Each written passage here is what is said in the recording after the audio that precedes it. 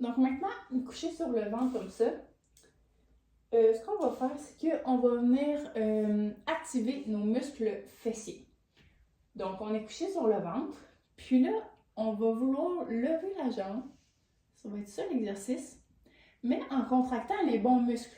Parce que c'est possible de faire cet exercice-là, mais sans contracter les bons muscles. Donc, la première étape, c'est qu'on va vouloir engager nos abdominaux. D'ailleurs, on fait ce test-là dans le programme d'abdominaux pour voir si nos muscles s'activent bien.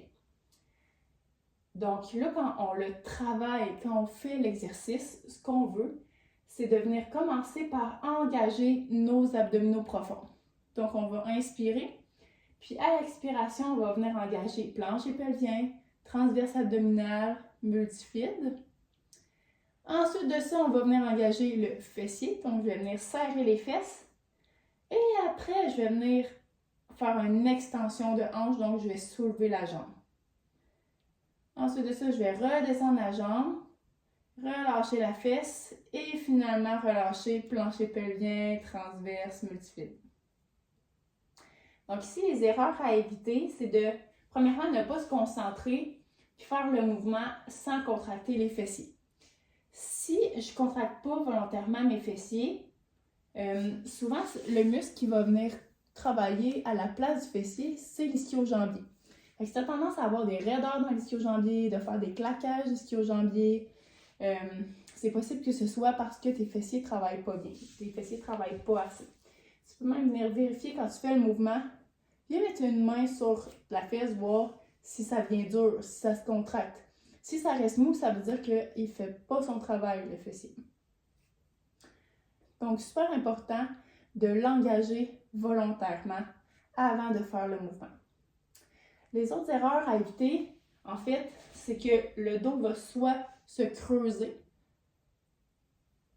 Donc, vous voyez, trop de mouvement au niveau du dos. En fait, pas besoin d'aller haut. On veut juste aller chercher une extension de hanche. Puis l'extension de hanche, là, c'est pas loin, c'est pas plus que ça.